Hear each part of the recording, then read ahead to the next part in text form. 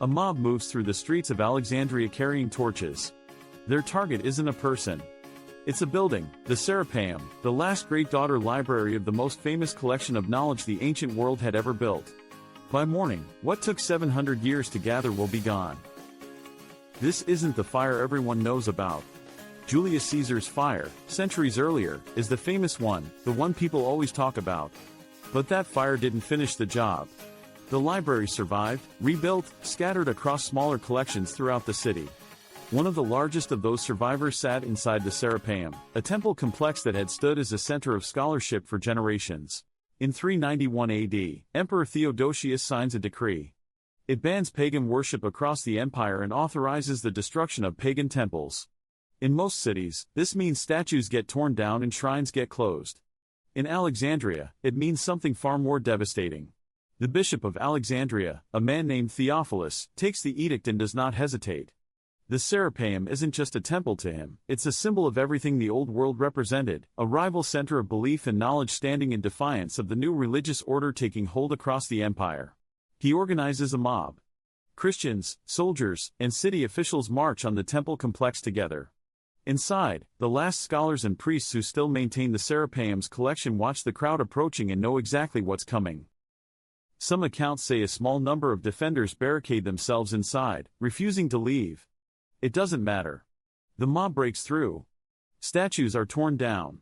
The temple itself is stripped, gutted, and eventually leveled to its foundations. And somewhere in that destruction, accounts differ on exactly how much survived to that point. The remaining scrolls, texts, and records housed there are lost. Some are burned outright. Some are simply left to rot once the building meant to protect them no longer exists. Mathematics, astronomy, medicine, philosophy, historical records stretching back centuries, written by scholars whose names we will never know because their only surviving work turned to ash in a single night. There is no villain twirling a mustache in this story. Theophilus doesn't believe he's destroying knowledge. He believes he's ending idolatry, following the authority granted to him, cleansing his city of a dying religious order. From where he stands, this is righteous. From where history stands, it's the final chapter of a place that had shaped human thought since the days of Alexander the Great himself. The Serapeum's destruction doesn't end the story of ancient learning in Alexandria completely. Smaller collections and individual scholars persist for decades more. But it marks the moment the city stops being what it once was, the intellectual capital of the ancient world, a place where mathematicians, astronomers, and philosophers had gathered for 7 centuries to build on each other's work. We will never know exactly what was lost that night. No catalogue of the Serapeum's full collection survives.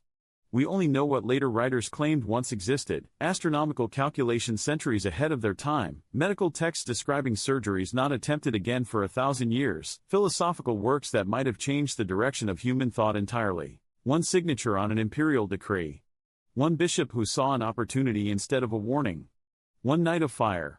That's all it took to end 700 years of accumulated human knowledge, and the world has spent over a millennium trying to piece back together what was lost.